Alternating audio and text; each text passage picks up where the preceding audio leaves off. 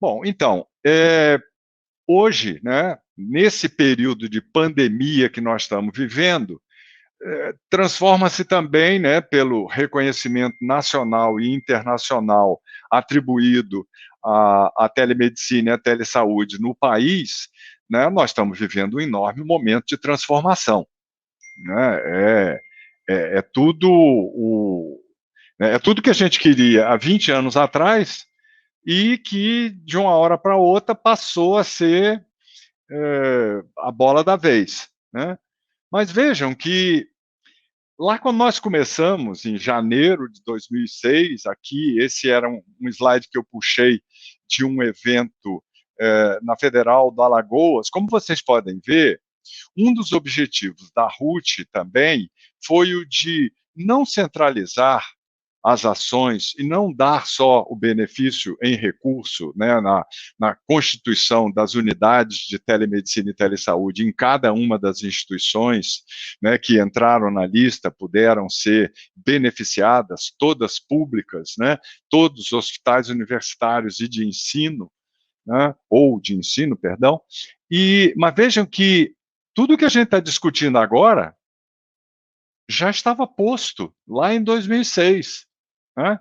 Você vê aqui numa instituição, né, que não tem o porte de uma USP, não tem o porte de uma Unifesp, mas nós fizemos essa distribuição geográfica justamente para dar esse direito a que outras instituições que não tinham o porte e nem a experiência de uma Unifesp, USP, Federal de Minas Gerais, Pernambuco, enfim, né? Mas está tudo aqui, quer dizer, desafios éticos, como é que nós vamos resolver esses desafios éticos na telemedicina? Então, hoje tem a frente parlamentar da telemedicina, que não está andando muito ainda, mas já tem a frente parlamentar da telesaúde, que está andando, né? E que tem que encarar esses problemas. Por sorte, alguns conselhos federais, antes até da pandemia, já tinham resoluções para permitir que essas profissões da saúde pudessem atuar, né? Ou seja, eles já estavam com toda essa base do conhecimento para enfrentar esses desafios éticos, essas questões de risco, né? Médico legal, de quem são as responsabilidades, pagamento, licenciamento entre estados, né? Que qualificação é necessária? A qualificação continua sendo a base para que todo mundo possa ter uma melhor noção das coisas, né? Nesses tempos tão difíceis, né? E os padrões para nos auxiliar a poder, de fato, em algum momento, termos prontuários eletrônicos disponíveis de fato e sendo preenchidos e utilizados de forma integrada pelos hospitais. Mas não só isso, né? Todas as práticas da saúde digital agora estão sendo mexidas, mas não mais somente com a visão das áreas de conhecimento mais forte aqui no Brasil, que está nas universidades, né? Principalmente nas públicas, né? Diga-se de passagem, né? Mas agora o pessoal comercial está entrando pesado, né? Então há toda uma preocupação com a legislação e é fundamental, né? Mas tudo isso já estava posto. Se a gente tivesse tido essa visão por parte da maioria, tudo isso já estava muito melhor resolvido, né? Ou seja, comunicação tanto entre pequenas e grandes distâncias, né? O importante é o acesso ao conhecimento, né? E cada vez mais, e permanente, né? Então, só para dizer por onde eu comecei, na telemedicina e telesaúde, foi coordenando a parte do Brasil, o projeto no Brasil, desse grande projeto, né, com recursos da União Europeia, iniciado em 2003, finalizado em 2006, e que deu toda a linha inicial para que o Ministério de Ciência e Tecnologia me convidasse a coordenar a RUT Internacional. Então, você vê que já nessa época, lá em 2006, o ministro José Mariano Gago, em sua palestra lá de fechamento desse evento Lisboa, que a saúde chegue mais depressa e mais barata a todos, né? Então, esse é um grande objetivo, né? Bom, e, quer dizer, num tempo nem tão distante assim, né, gente? Quer dizer, quando eu nasci, há quase 70 anos atrás, a nossa visão era de matéria, né? Era coisa material mesmo, né? Então, tudo isso aqui que a gente está vendo aí. E agora a gente está entrando em outra revolução, né, gente? Quer dizer, primeiro, hoje a gente não enxerga nada, não tem matéria para você enxergar, né? E aí, como é que vai ficar isso, né, daqui a 20 anos? Né?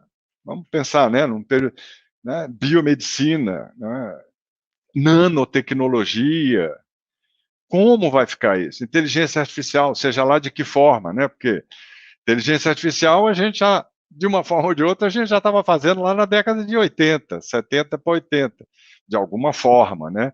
Hoje, naturalmente, tem muito mais ferramentas e tal, então você pode fazer muito mais coisa. Mas tem muita gente aí, tem muito comercial aí oferecendo coisas que são chamadas de inteligência artificial e que tem uma certa inteligênciazinha, mas meio trivial, né? Então, e quando começar a ficar mais e mais e mais complexo, né? Quem vai entender tudo isso? Se não houver uma capacitação forte, pesada, né? E que os nossos alunos comecem a entender que a competição vai ser muito mais forte, vai ser muito mais apertado, e quem quiser ter um reconhecimento nacional e internacional vai ter que lutar muito por isso, porque você não enxerga mais as coisas. É muito complicado. Desculpa eu falar dessa forma tão barata e simples, mas é muita coisa que a gente tem para acompanhar. E como acompanhar uma Alemanha, como eu de propósito estou mostrando isso aqui, porque vivi lá durante 11 anos. Como acompanhar os Estados Unidos, Finlândia, Inglaterra, Japão, Rússia, Reino Unido, com os investimentos que nós temos em ciência e tecnologia? Impossível. Não tem como. Né? Então, dar salto, como? Como que a gente vai dar salto? Né? Tem que ter os investimentos, assim como foi feito numa RUT lá atrás, para onde a gente vai redirecionar os investimentos? Nós temos que botar o dedo nesse suspiro. Né?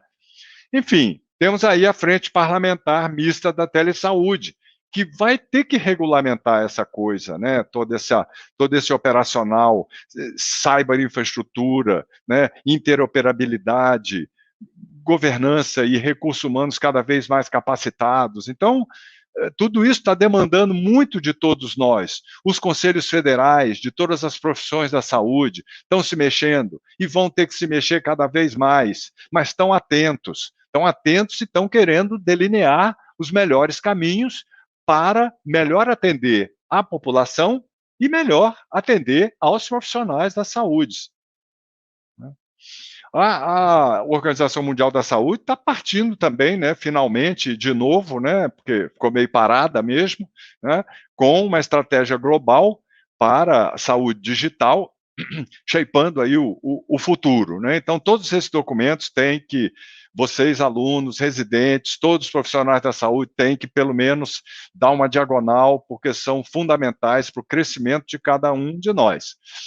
E estão caminhando para determinar aqui, e em parcerias com a academia, né? Nós estamos tentando fazer essas vinculações, é complicado, mas eles têm interesse nessa transformação digital, eles entendem que rede de redes em saúde digital é fundamental para que isso caminhe, e que, por favor, cada um caminhe de um jeito ótimo, mas que haja essa visão de que tem que haver colaboração em todos os espaços de saúde digital e que tem que estar chegando desde os de mais alto conhecimento até lá nas unidades de saúde da família, né? E a estratégia de saúde digital para o Brasil está sendo muito bem elaborada, né? Com governança, com comunicação, recursos humanos.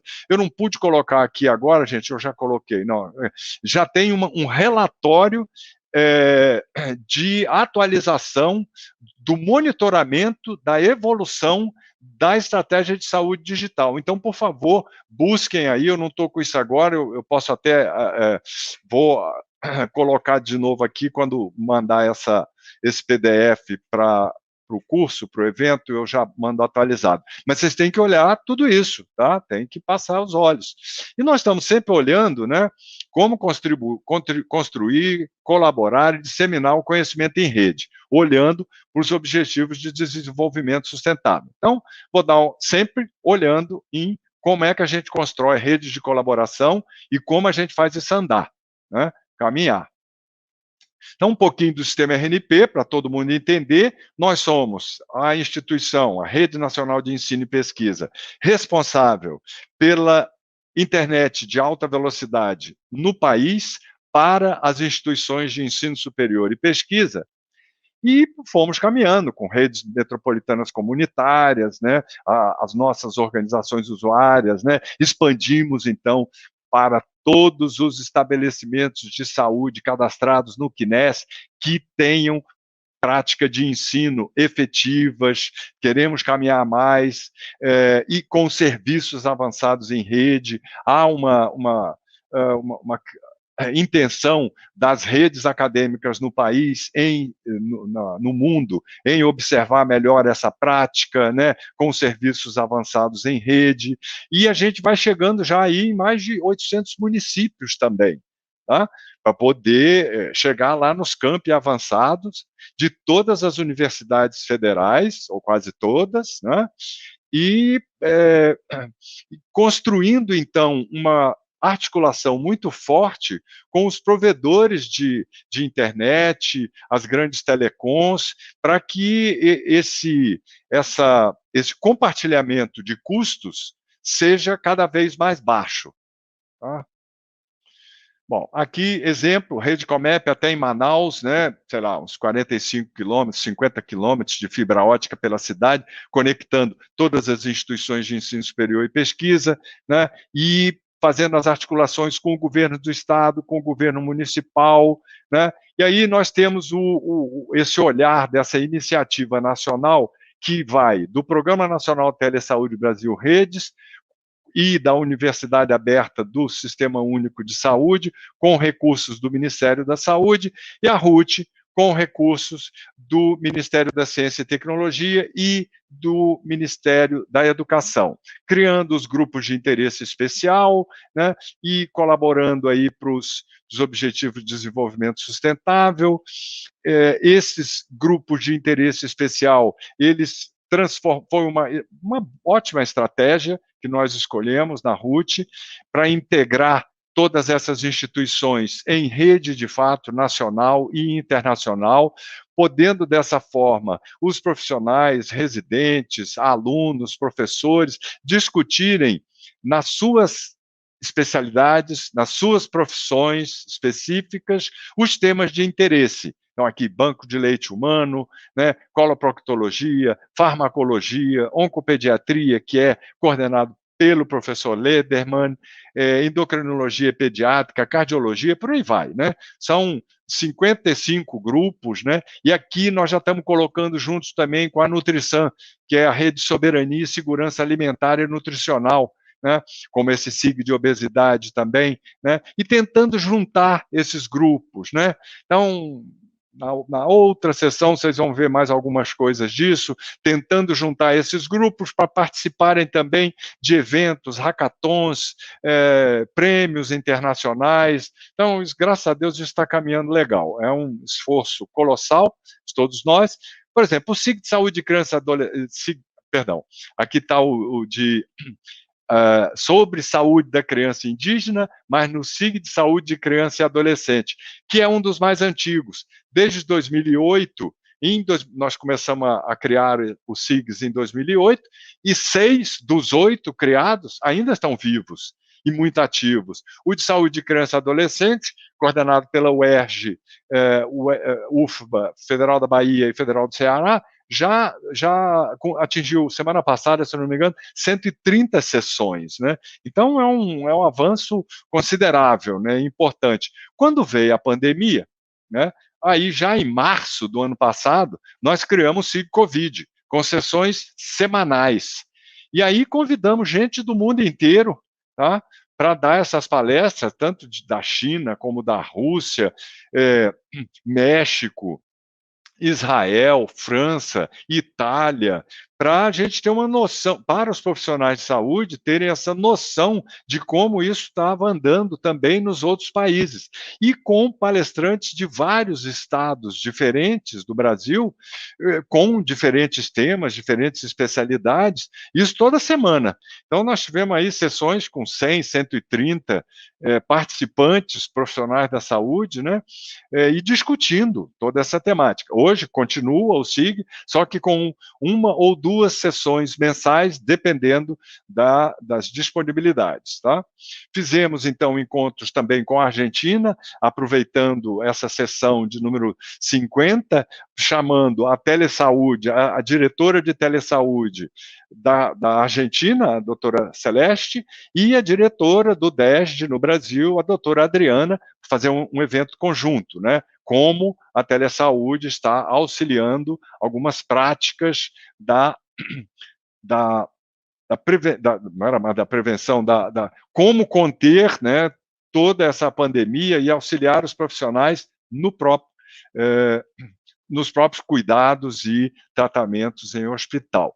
Foi criado o SIG Universitários da Saúde, a gente ainda precisa que isso avance mais, então nós estamos fazendo uma pela Associação Brasileira de Telemedicina e Telesaúde, com ligas dos estudantes. Na próxima sessão que nós teremos aqui no dia 28, nós vamos entrar um pouco mais nesse detalhe, juntando as ligas dos estudantes nas várias profissões da saúde com interesse em inovação tecnológica, saúde digital, telemedicina, para discutirem em conjunto e terem palestrantes o tempo todo mês nós estamos fazendo uma sessão de explicação, o que está acontecendo na telesaúde durante a pandemia, por profissionais os mais renomados do país e do mundo, né? Por sorte, estamos. E a evolução dos SIGs foi enorme, gente, foi enorme. O Tiago mesmo, que trabalha conosco e está na Unifesp com o professor Ivan, a quem eu agradeço muito toda essa colaboração conosco, né? Isso fez parte da tese de mestrado dele, essa avaliação de como os SIGs se movimentam, como eles crescem e como essa vinculação entre as instituições participantes do SIG cresce mais ainda com esse advento da rede de colaboração, né?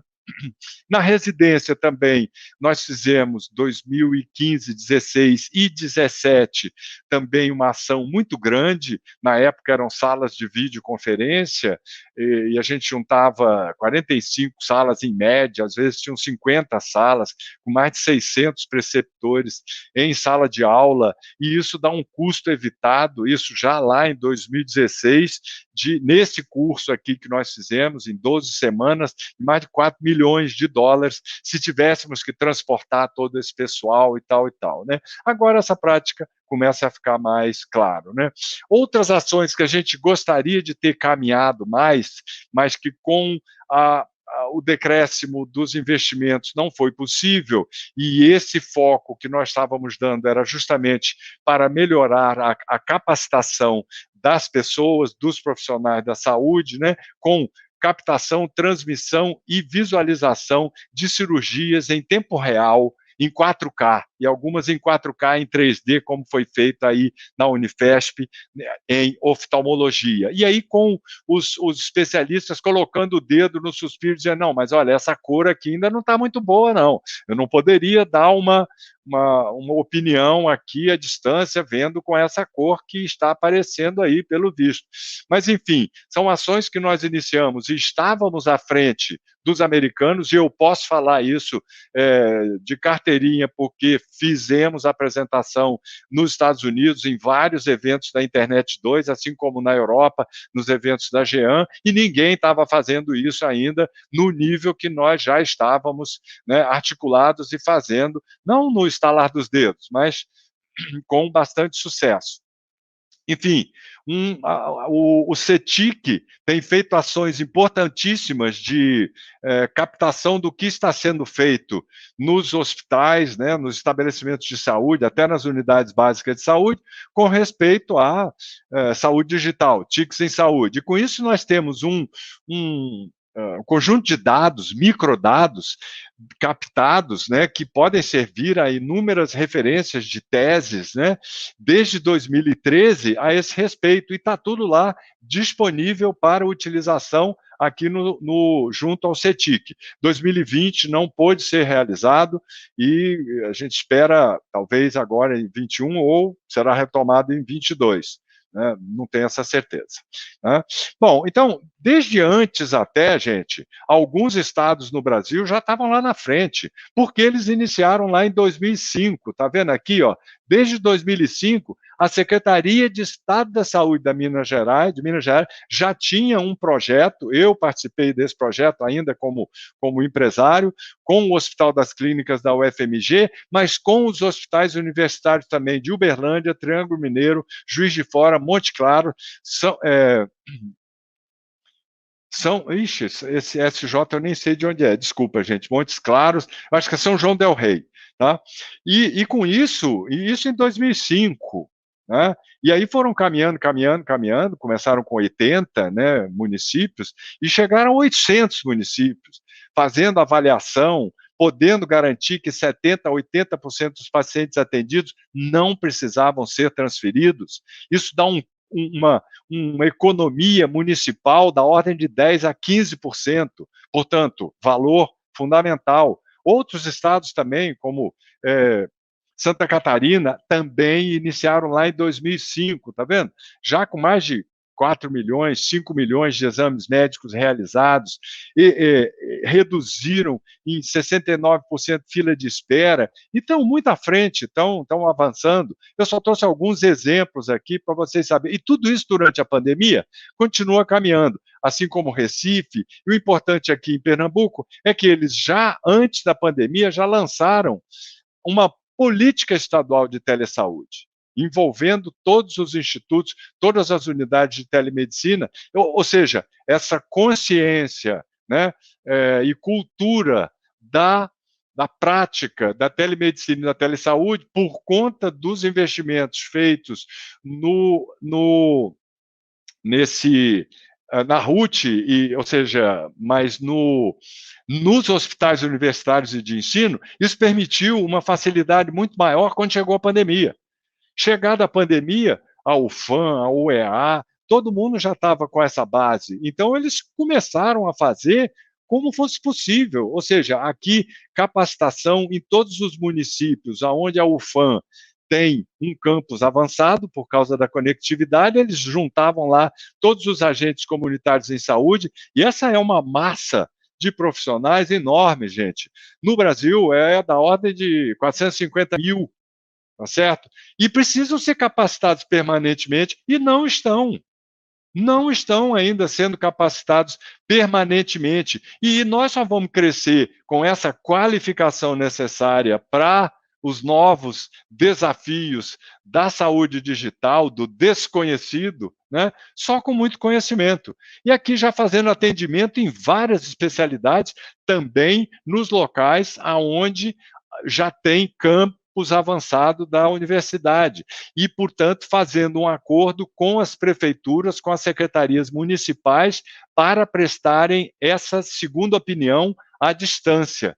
Tudo isso já iniciou em junho do ano passado, tá certo? Maio, junho, quer dizer, em março foi aquela confusão, abril e tal, e aí em maio as pessoas já estavam começando a fazer tudo isso. E não só, eu estou mostrando um evento bem longe, para ver que tudo isso caminhou lá longe. Mas aqui no Espírito Santo, eu estou aqui no Espírito Santo, mantenho residência aqui, na UCAM, o que o Hospital Universitário da UFS fez? Ela pegou o que fosse possível, né? Uma plataforma que a gente usa na RNP, e que todos os membros RUT têm acesso, e usaram para atender os pacientes críticos que não podiam ir para o hospital, não podiam ser atendidos no hospital naquele período. E com um protocolo ao lado, fazia o acompanhamento de todo o paciente. E os SIGs, nas várias áreas, né, foram caminhando também muito bem, né? E discutindo os temas de interesse do momento. Esse é que é o grande interesse, né? Mas grandes instituições também, como o INCOR, nos solicitaram apoio e nós abrimos inúmeras salas virtuais para que eles pudessem ter em utilização de 24/7, tá certo? A RNP teve um aumento, gente, que a gente tinha, antes da pandemia, um recorde de 700 reuniões simultâneas virtuais usando essa plataforma, né, o MConf, virtual da RNP. Quando entrou a pandemia, já em julho, agosto do ano passado, pulou de 700 simultâneas, tá? Para 15.000 simultâneas. Então, nós tivemos que adquirir uma boa quantidade de novos servidores para poderem segurar toda essa demanda e fazer toda essa integração entre os servidores, né? Não foi fácil, não foi fácil, mas caminhou muito bem. A nutrição também caminhou muito bem. Eles tinham poucos grupos e aí rapidamente, só o ano passado, foram criados 7, né? Eram só 7, foram criados mais 8. Então, isso é muito benéfico, né? E aí chegamos hoje, né, com essa demanda do Ministério da Saúde para conectar as unidades de saúde da família. Então, 16.000 unidades aparentemente não estavam bem conectadas, mas agora a gente já sabe que 8.000 está bem conectado, então faltam essas outras 8.000. 1.500 agora já estão conectadas e ainda faltam as 6.000. E isso não é feito pela RNP. A RNP está coordenando com as telecom e pelo fato de a gente ter essa articulação com 80 provedores de internet no interior. Tá? Então, eu vou parar por aqui, tá? Nordeste conectado, Norte conectado, tudo isso nós estamos fazendo, Centro-Oeste conectado, mas com parcerias com os governos do Estado, com parcerias com o Exército na Amazônia, entendeu? E botando cabo no Rio, que é uma ação dura de se fazer, mas já estava sendo feito também lá desde 1890, gente. Não era com cabo de fibra ótica, mas era com cabo. E um enorme arraste das correntezas no Rio, né? Então, enfim, eu vou parar por aqui e na próxima sessão a gente continua. Muito obrigado.